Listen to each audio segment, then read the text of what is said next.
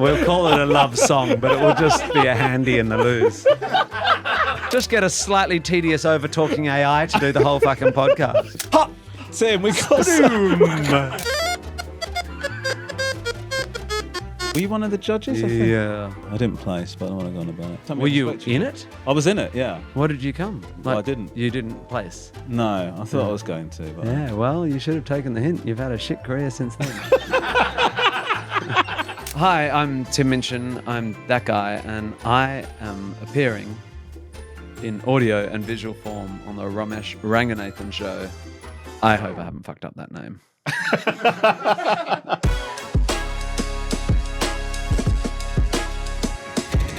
the Romesh Ranganathan Show. Oh, shut up, Romesh.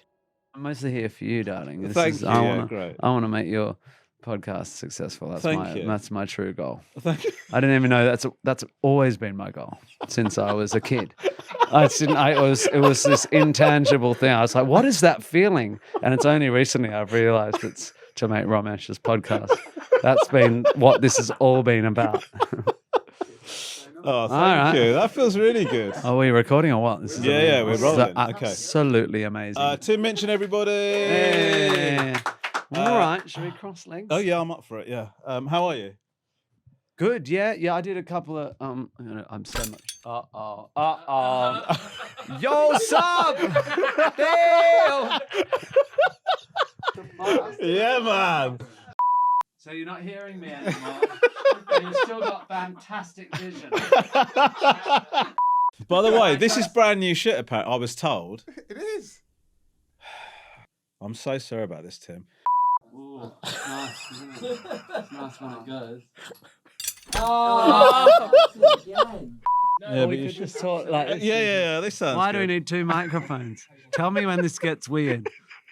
I'm cool with it. So thanks for coming on, man. Thank you. It's so good to have It's you. a pleasure. Yeah. I like it though. It's good. It's good content. Okay, Yeah. we're on. You're on? Are we good? Okay. I like your glasses. Do you honestly? Mhm. Really good. My dog's chewed. Yeah, that's what I like about Yeah. it. Could you tell? Yeah. Just yeah. from the way they were sitting on my face. Yeah, I was like, someone's chewed the left arm there. Left from your How point of view. are you right good? from It's so good to see. Like, mate, I said, mate. That's over. I like mate.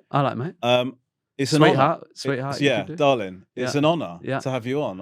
I'm buzzing to have you on the show. Well, Thank let's you. see. I mean, it's nice to start with optimism. Well, I don't mind how good this is. Okay. It's just great to have you here. Well, it's really nice. so to the be here. quality of the podcast is irrelevant to me. Okay, great. Yeah, good.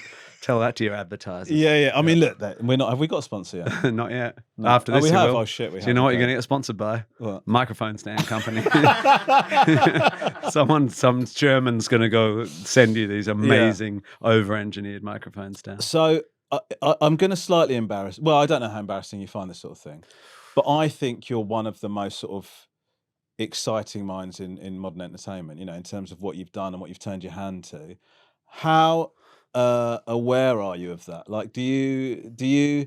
Because we're not on anywhere near the same level in terms of what we've created, but I suffer with crippling imposter syndrome. But I can't imagine that you do.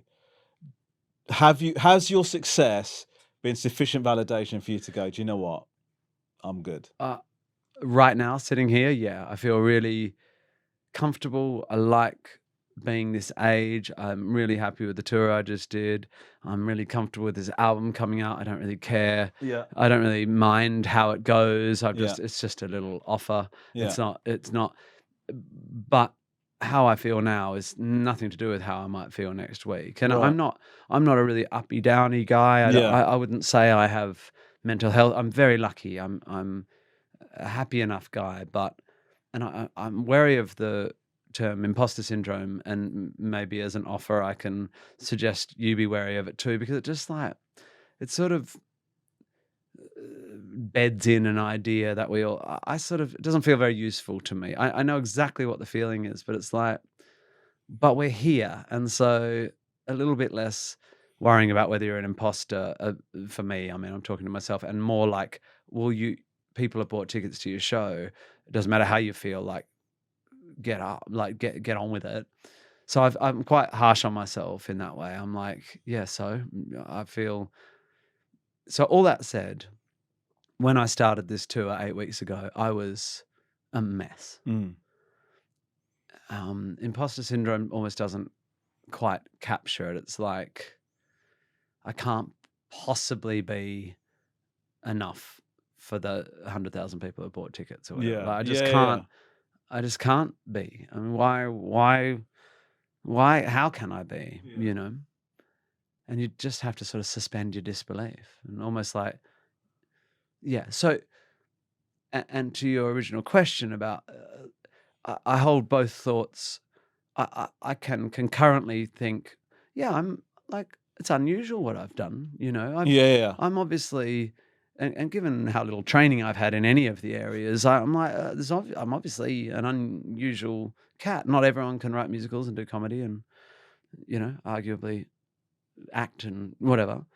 And at the same time, just like, well, I'm trash, you know, like it's interesting how they can both sit side by side. I think everyone's like that and we pretend we're one or the other and we're not. I know what you mean, because I feel like if you're doing this for a job, I mean, if I'm doing what I'm doing for a job, then it's imposter syndrome, but also on the other side of that is complete narcissism, right? Because you believe that this should be your job, that you go and do this thing that you read. So I know what you mean.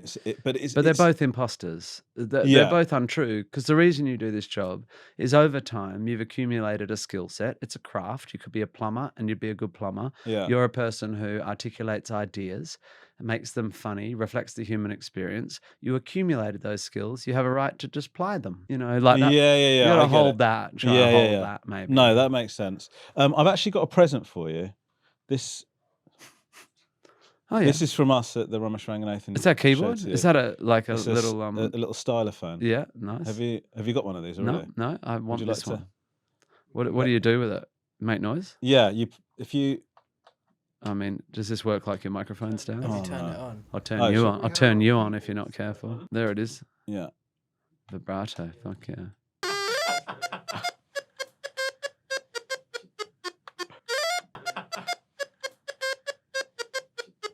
This episode of the Romesh Ranganathan Show is brought to you by Santander, helping you pay smarter with a Santander Edge credit card, offering rewards, control, and security. Feel in charge today.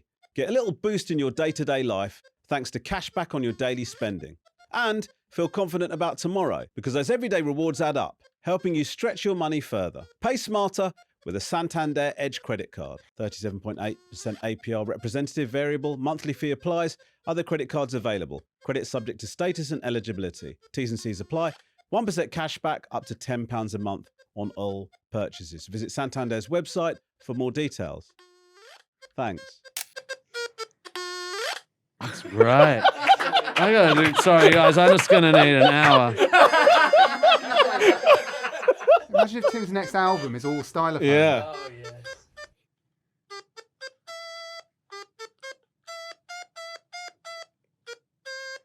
I'm trying to play When I Grow Up, I Don't Know My Own Song. There you go. That's fucking Yeah, great. you like I love that? it. Yeah, I really like it. You don't have one? No, There you go. this is so cool. Most people haven't really liked the presents we've got, so that feels like Yeah, genuine. no, I this thought- is genuine. Yeah. I mean, if I didn't I like would it, I'd be much more enthusiastic. Be like, thanks, guys. But now I'm like, yeah, no, sweet. That's it. Thanks for having me. No, you're very welcome.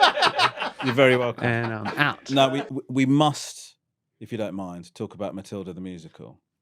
Happy, because- always Because happy. this is like, you've made an indelible mark. You know, it's so massive. It's Ben's obsessed with it, aren't you? Yeah. Sensible, Like sensible Ben. he is. You know it all, don't you? Well, my daughter sings like every car journey. I mean, she's not good, Yeah, but she knows every word. yeah. Of the music. And you're done with it. I'm enjoying it still. How old is she? She's 6. Amazing. Perfect. Yeah. Even I think it's good for the car. And I usually can't listen to anything I've ever done. Did you have? I mean, I can't imagine that you were able to predict that it was going to be what it's become. My whole life is unbelievably outside the curve of the predictions I would have dared to make. But when you were in the middle of, was there a point at which you thought, I'm doing something that could be something. Like, was there a specific moment, or was it gradually as you're doing it, you're going, I'm working on something special here? I mean, my son was due in early July 2009. Sarah was 7.5 months pregnant or something when I started working on that. I went, I better get a full draft of this out in the next 6 weeks, and I just did it. And there were days where I'm like staring at the piano, but when I'm on, I go pretty quick. I can write a lot, and I mean, to be honest, I don't. You don't end up where I've ended up without self-belief's not the right word, but just like, right, I'm going to bring the director and the co-writer in 6 weeks, and I'm going to blow their minds. I'm going to be like there. I'm going to make them cry. I'm going to make it, and so I'd do these demos, and I'd be adding flutes and strings, and I was just like obsessed with, because this gene, this thing we have in us that wants affirmation, it's a helpful little engine. You know, Yeah, like, I'm gonna go so beyond their expectations. So even when I played those first demos, and when I took When I Grow Up to the Groucho Club to have lunch with Matthew and Chris, the director and the orchestrator, and Rob, the designer, and Dennis, and they all passed the headphones around, and I played them the first demo of When I Grow Up, and they all went, "That's an amazing song, but where does it go?" And I'm like, don't you worry, it'll go. And so I was so excited to show them my work. So somewhere in me, I thought it was good work, yeah, but I didn't have context for what can happen, or at least I guess I conceptually knew that there's such thing as a hit musical, but it was for Stratford upon Avon. It was for 10 weeks for Yeah, a yeah, Christmas yeah. show. But I knew the caliber of Dennis Kelly and Matthew, and like, these are absolute guns. And I remember thinking, if this doesn't go to the West End, it's going to be on me, because Yeah. everyone else is amazing. So I put that pressure on myself Right. too, and I'm But is that helpful to being Yeah, creative? yeah. Or, yeah. yeah, for me, yeah, Yeah, okay. yeah. I'm someone who likes running.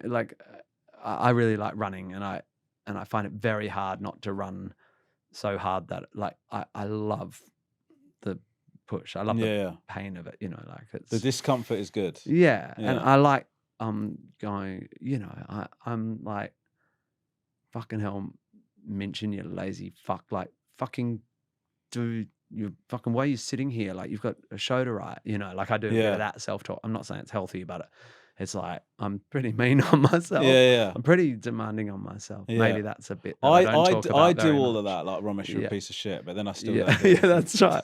Yeah, That's then you the ring other me si- and yeah. I say, yeah, you are a piece of shit, mate. Tell me again. It's just a really deep spiral, Yeah, and then that's like right. Lisa will come in and go, "You're talking about how you're a piece of shit." Yeah. Well, that's I mean, there's plenty of negative self-talk, and that's a whole other Mm. discussion, but it can be good as long as you use it as fuel. But yeah, that's a bit bleak. But I when it opened in Stratford, Yeah. we all stayed up for the reviews to come in, but I think we all thought they would be good. You just felt it. So you knew at that point. You'd done I it. knew it was going to go into town. Yeah. I thought it was going into town. Yeah. The first preview, I've just never been in a theatre that felt like that day, that night. It was Yeah. amazing. But the idea that it would be still running in 15 years is, I mean, It's what incredible, sort of right? idiot would think that's possible? Like that. Yeah. You could, and if you said that out loud, people Yeah. are thinking, "What a Yeah, prick." you're an idiot. But Yeah. and you know, and it was running along fine, but you know, surviving on summer sales. And then the movie came out, and it's revived it because it's just reached a whole new audience, and now it's going on tour again. My kids are into singing. Tell me about your ages of your kids. 15, 13, and 10. Oh, look at you go. So the 10-year-old, Who's your favourite? I think at the moment the 10-year-old, Yeah, and then it just sort of changes. depends. Yeah. Yeah, but never the 15-year-old. How can it be? How can it be? Do you know Does what I that one mean? listen to podcasts? Yeah, no, it's not mine. No, no way. But with a 10-year-old singing when like he performed When I Grow Up at his his theatre performance. We went to watch. My wife's crying. It's like such a beautiful song.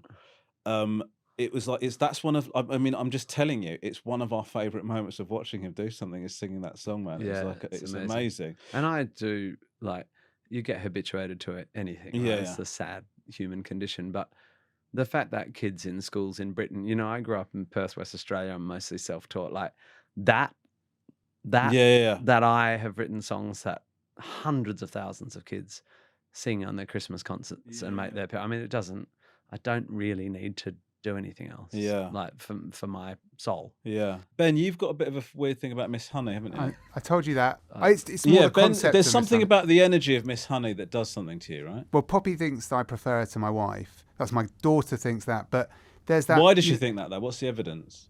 I think that, you know, the bit where. She found a magazine. And it's just Ben's drawings. Oh God, we found Daddy's Miss Honey scrapbook. No, what is it? No, what Is that you know that bit where it's like yeah. it isn't much, it is enough for me. Whenever there's something about that, it's quite pleasing. What does that mean? Yeah, I love it. You're so good with your words, Ben. Quite pleasing. 4 stars. No, but like in a.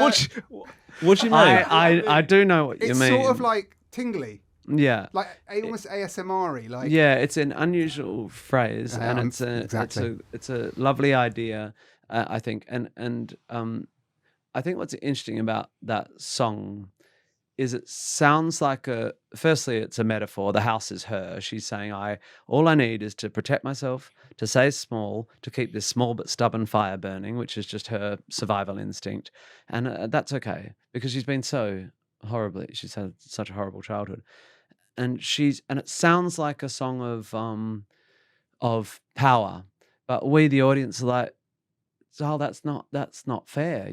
That shouldn't be the limits of your self-aspiration. So when she sings "It isn't much, but it is enough for me," that sounds like a lovely, humble thing and something to which we should all aspire. Which is, my happiness is internal, and yet we're like, but that's, as Matilda says, but she's got your house.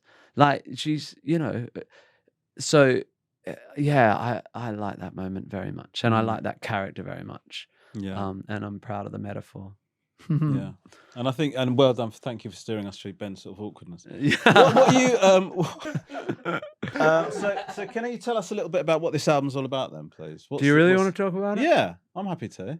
I mean, I want you to have a reason. I don't really want to. Yes, I don't want to feel too pluggy, but I suppose that's why we're here. Songs I wrote in my 20s that never got properly studio recorded. So Yeah.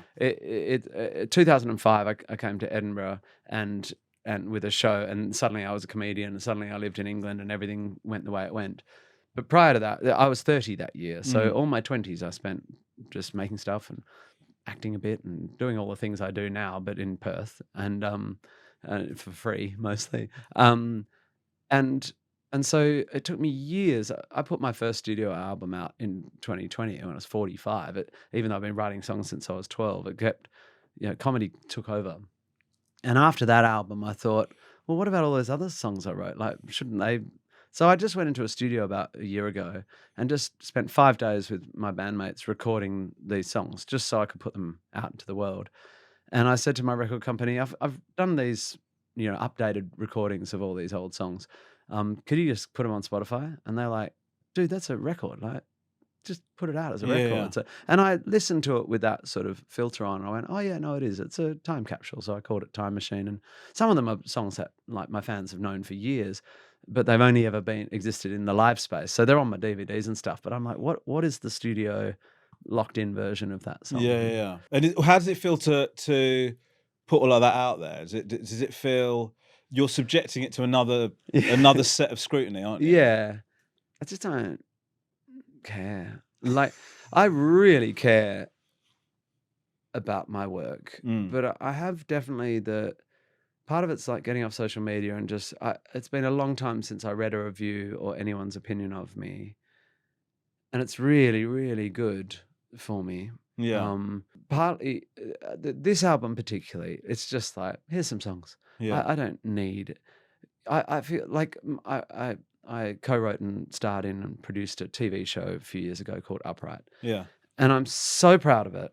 And I think it's really good. And it took a huge amount of work. And any chance I can get, like now, I'll be like, why haven't you watched Upright, you idiots? It's fantastic. I feel that about Groundhog Day. Like, that should be on the West End, and it's a travesty that's not. Like, I'm like furious with passion about some things.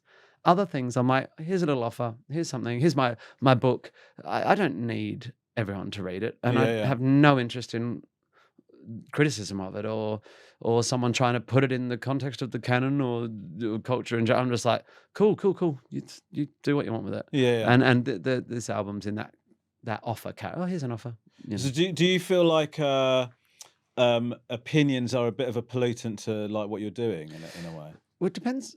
Yeah, at some point, it's helpful to listen to someone. I mean, certainly in the things where I'm a collaborator in something like Matilda or Groundhog Day, if I'm writing a musical, obviously Matthew Warchus, who directed those projects and who I have huge respect for, he'll be like, yeah, that's good, but have you thought about, this or maybe, and I'm like thirsty for that. So it's not that I don't want feedback, it's that over the years, and I wonder what you think about this, it gets harder to know who to listen to. Partly, if I may show my hubristic side, there's not many. I mean, my live gigs, like no one does it like me. I don't know who I should listen to about my live gigs. It's very much my what you do thing. is unique, isn't it? Yeah, I think it is. It has become. I always say, like, I'm not for everyone. Nothing's for everyone. But if you come to one of my gigs, you're not going to go to a gig the next week and go, "Oh, it's a bit like Tim's gig." It's very much just a manifestation. Is that an of itself. accident? That's a good question. I mean, I am very driven to make sure I'm not following. I'm not someone who ever went, I want to be that sort of musician. I'm like, I do my thing. And I know that, of course, I'm built of influences, but I don't identify what they are. I didn't aspire to be like anyone. I just aspired to tell my stories, got more confident over time, and now I'm very confident that what I want to do on stage is what I want to do on stage. The mixture between comedy and pathos, the mixture between heart and head, the pace at which I do them, the tonal absolute roller coaster of my shows these days. It's like absolutely stupid song from the past. Here's one I wrote about, like wanting to die, and like it's like I don't know who I'd ask about that now, and certainly what I don't need is to read a review. And as far as I know of this last tour, I've heard that the reviews are very good, but even now it's over, I'm not going to read them, because even if it's a 5-star review, that just sort of says, it just gets in my head, and I don't know why that person should get in my head, even though there are some very, very intelligent and good and kind and thoughtful and respectful critics out there. Not all of them, but some of them.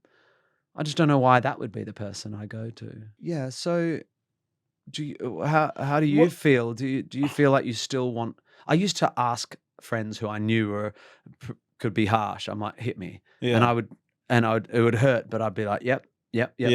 And I admit I don't do that anymore, but I kind of know what I am now, or maybe I'm just turning into a protected narcissist.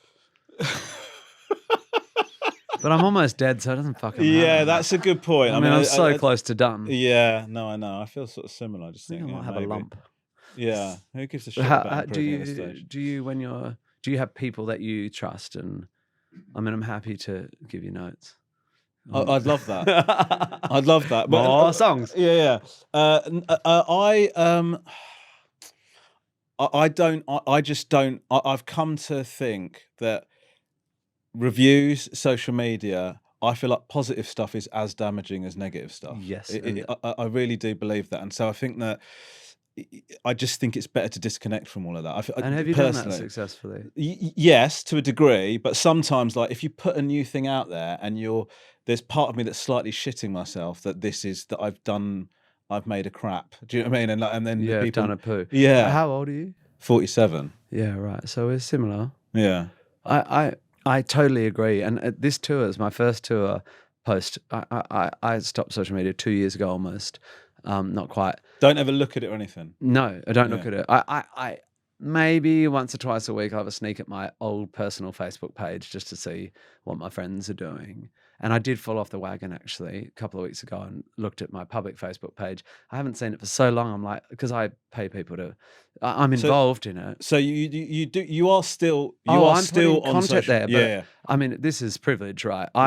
The people, in order to mimic me being on there, I pay like all these people. Like I've got my web person and my design person and my sister who's my assistant and my manager. Everyone's like, right, we're going to post about this show. So Tim, provide a photo and some copy. So I've got this WhatsApp thread with all these people on it, and I provide photos, or one of my bandmates do, and they go, and then I go, thanks so much, Nottingham. So I'm doing it, but I'm so aware of the toxicity of my addiction to Instagram. I don't know my password. I can't look at it. Right. And so I have this huge mechanism by which all I'm doing is posting on social media, but I never have the downside, which is reading about myself, which is 99.99% positive. Yeah.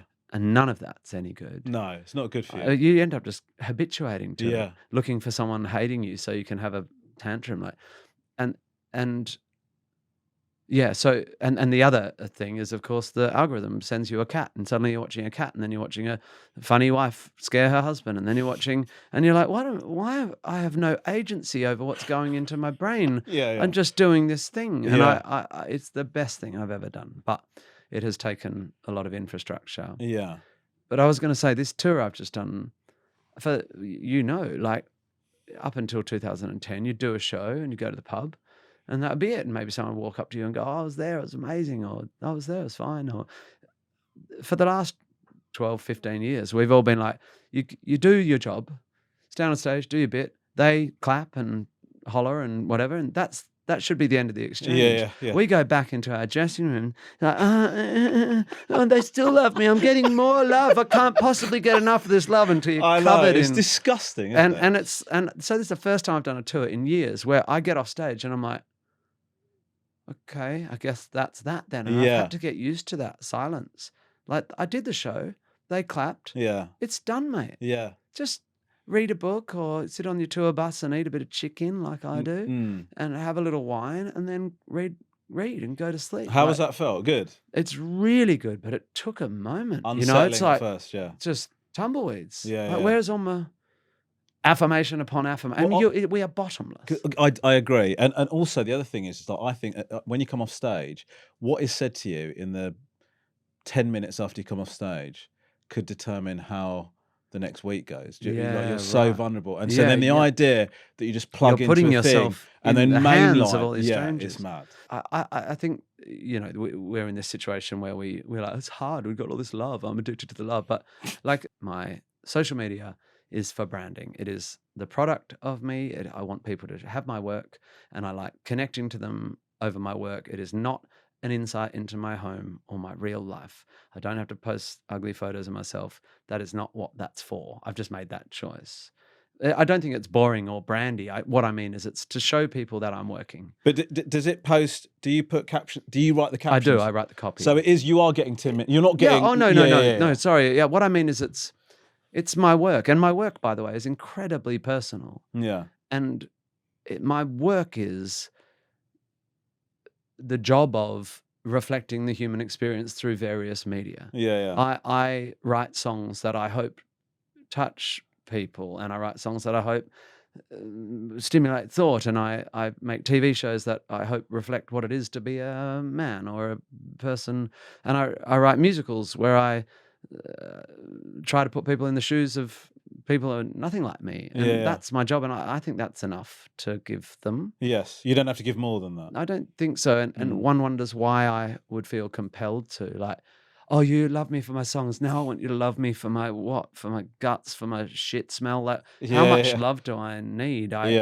It's just been so good for me to let that be media. It's social, it's media. It's not live. I think I'm going to do that. We've got a question from my mum here for you, Tim. She voice notes in a question. Yes, I have your T-shirt. I've still got your undies. She doesn't want those back, trust me. Is your mum lovely? She's Hi, really Tim. sweet. I'm such a fan of all your songs. I wondered if you would sing any of them for us now. No, don't do it. Absolutely not.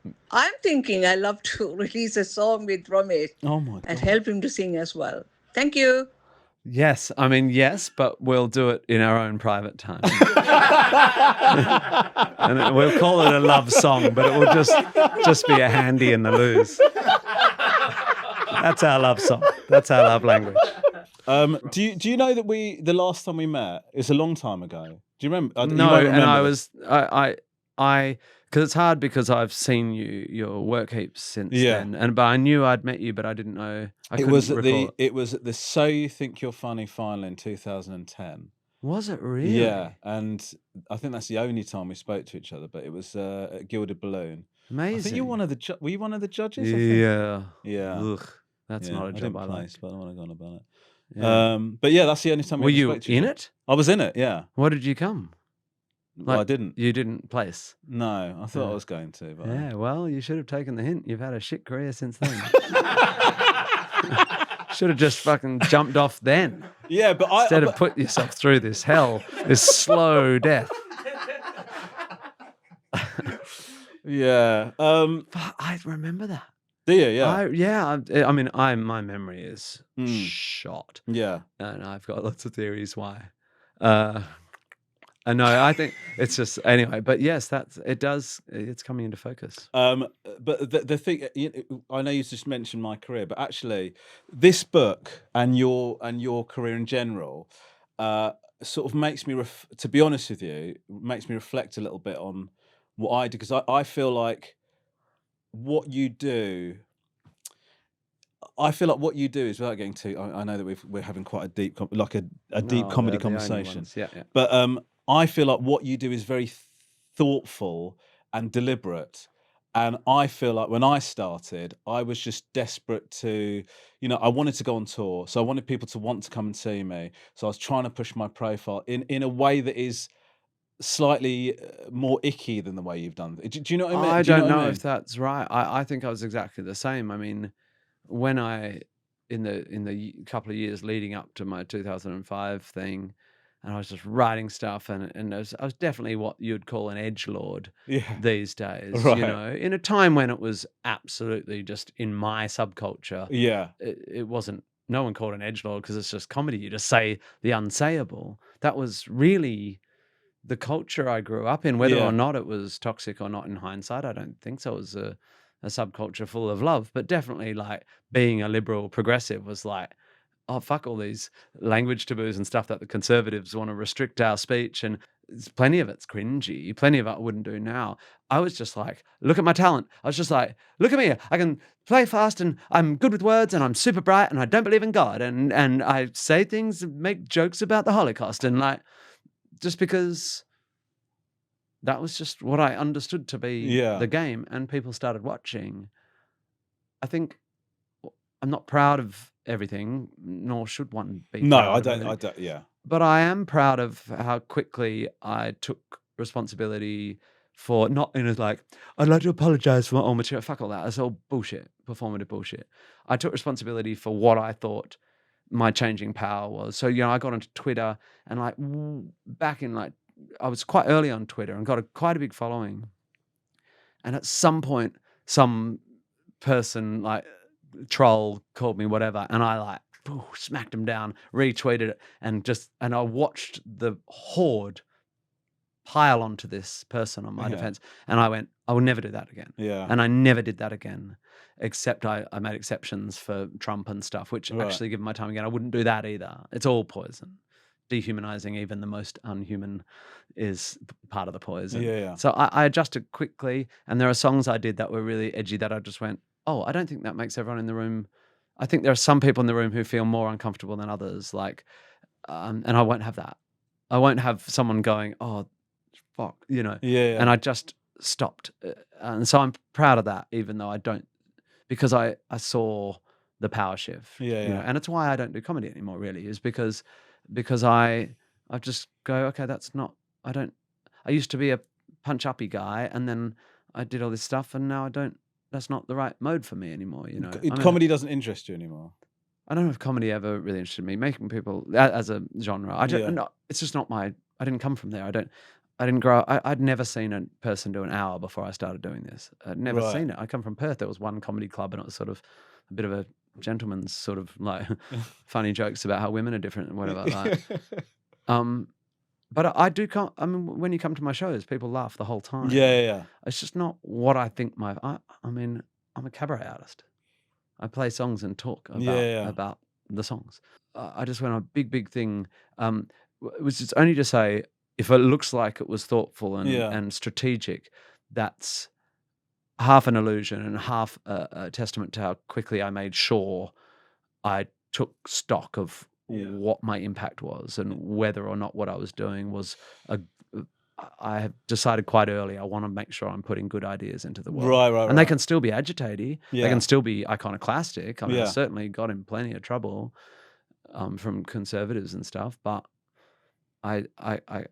so do you think you, once things started going well, you got more strategic, or do you just feel like you're still just like?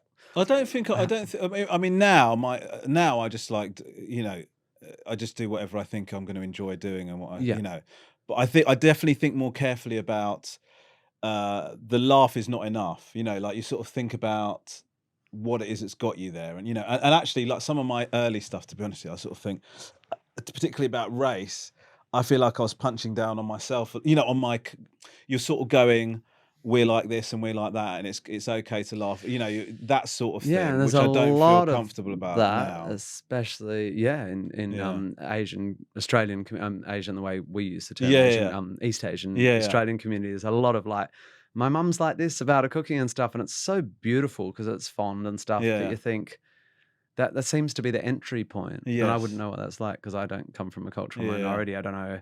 I could do an impersonation of my really nice surgeon Australian dad, like my white surgeon dad's like, son, come and help your mum. Oh, I recognize that. That's just like my family.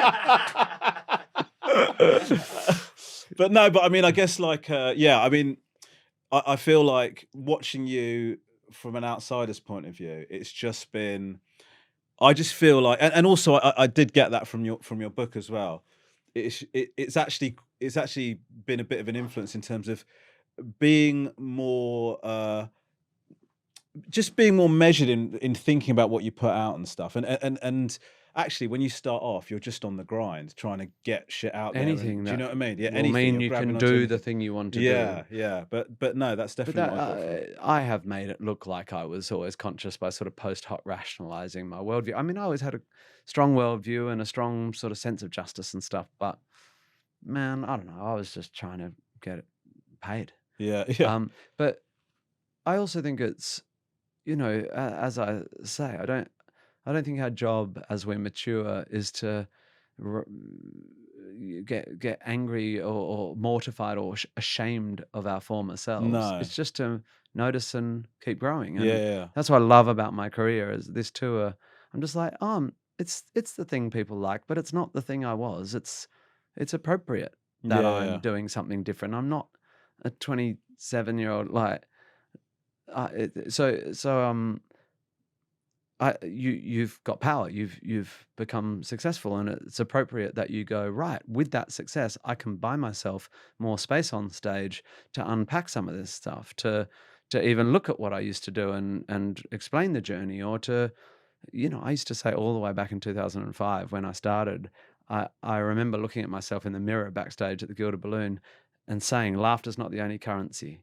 Yeah. Because I knew for me, it was never the only currency. And I had to tell myself that, because once you get addicted to laughter, silence feels like failure. Yes. Yeah. But when you get older and you're smart and thoughtful like you are, you have to not let that, and if you've done lots of jonglers and stuff, silence is failure. Yeah. But as you get older and you're playing big rooms, they want you to still them. Yeah. They don't want to feel obliged to. I can't bear an hour of gags. I mean, I really like it, but I'm just like, oh, we're doing that. We're feeling obliged to. Fuck, I'm tired. Give me something else and then come back. Yeah. They want you to use your acquired wisdom to tell them something other than demand they laugh so that you can feel like a legend. Yeah, the ultimate narcissism. Yeah.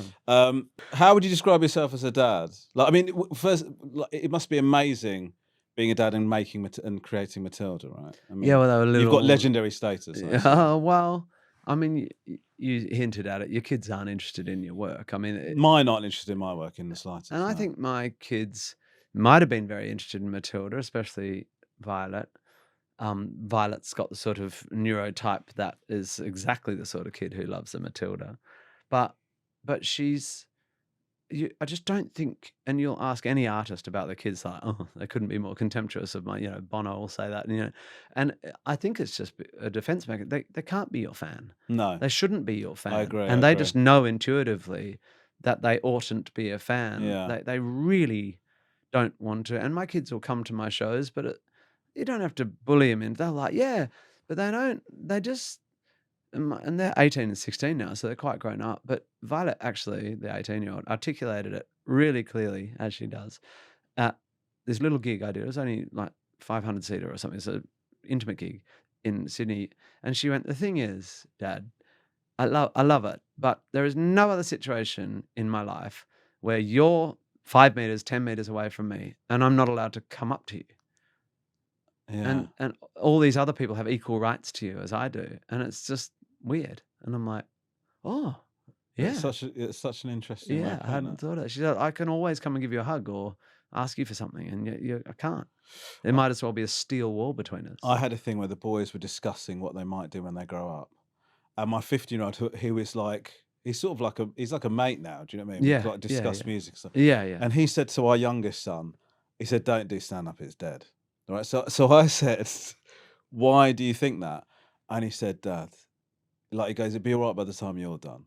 He goes, but who wants to hear somebody for an hour and a half go, have you noticed this? And I think that it's just like, it's over. And then I said to him, but like, oh my God, brutal. I said to him, but like, it's paid. I said, it's paid for everything. I said, like, I just done a show at the O2. Like, he'd been there like a few weeks before to watch. Obviously looked unimpressed. But I said to him, what about the O2? He goes, Dad, look at those people. They're not, that's not the They're future. old. Yeah. It was great. Little It was mongrel. great. I love him. Yeah. That's amazing. And my boy, I'm pretty sure is going to be a muso. He plays guitar and drums and he's really musical. He makes all this great stuff. But he is not and shouldn't be interested in what I've created. Although once when he was like 12 or 13, he's got really good ears. And he's like, I was playing something that maybe I hadn't played in front of him. He's like, what's that? And I'm like, oh, it's one of my songs. And he's like, oh, sounds like a proper song. That's amazing.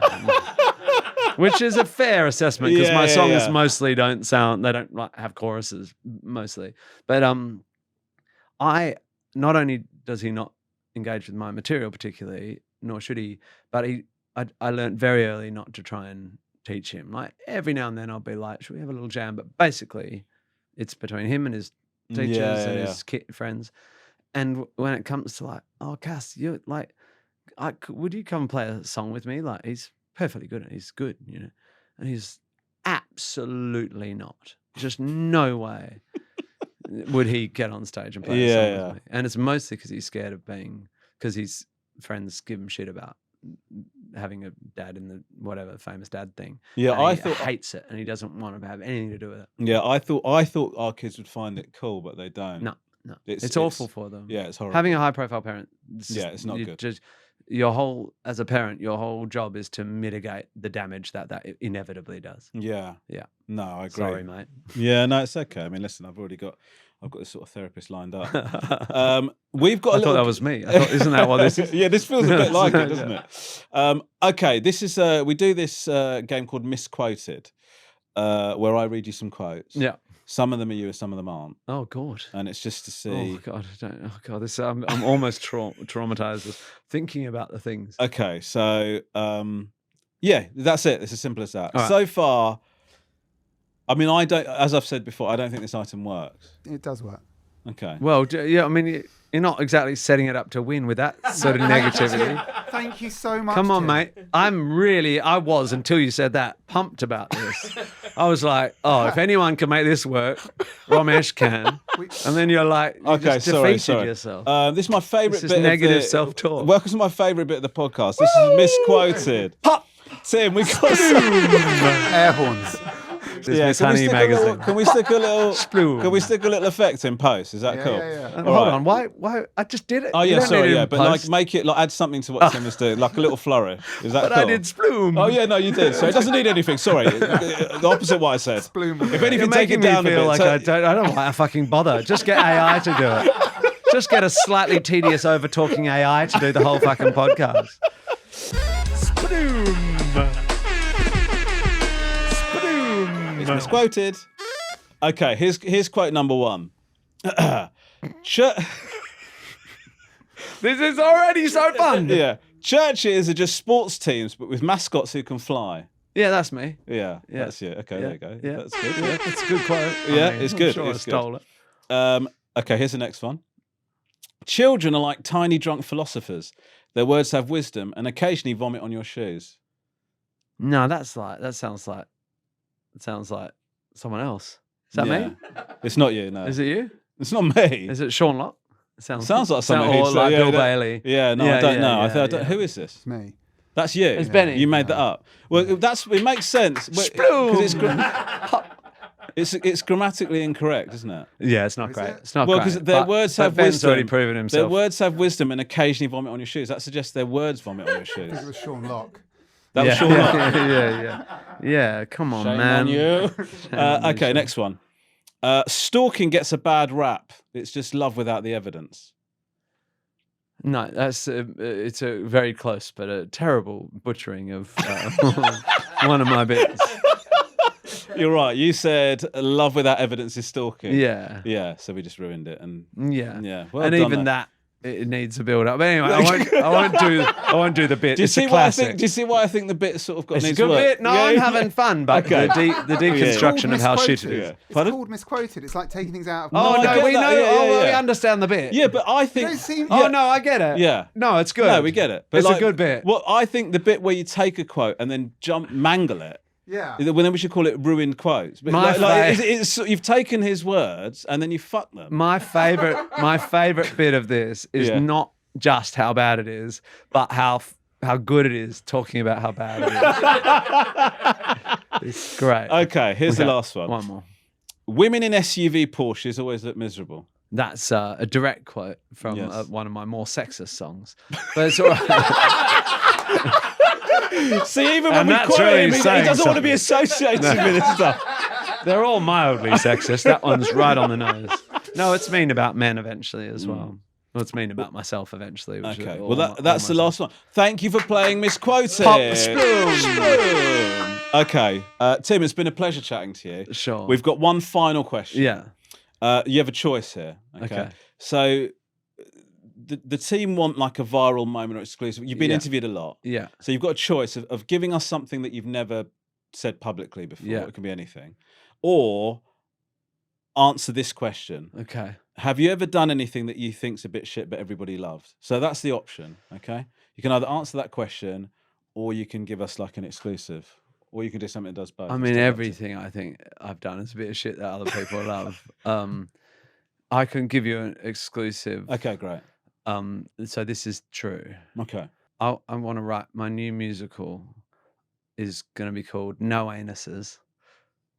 The story of the making of the movie of the musical Cats, the musical.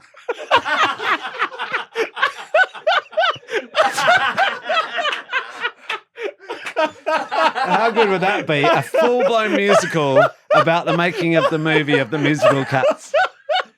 It's going to be that's a genuinely sounds incredible. that would be that is the human story of ambition and striving and anus-free felines. that sounds unbelievable. It's good, huh? No anuses. Winner of 7 Tonys. Tim, genuinely, honestly, an honour to talk to you. Thank you so much Such for a coming on. pleasure. Thank you. Tim Thanks for Minchin, having me. everybody. Thank you. If you've enjoyed this episode of the Romesh Ranganathan Show, make sure you follow wherever you get your podcasts, Apple, Spotify, YouTube, all the big ones, and you can enjoy more great content like this. And in fact, I'll go further to say, even if you didn't enjoy this episode, just follow anyway for shits and giggles. And on the Thursday episode, We're going to be taking questions from viewers and listeners.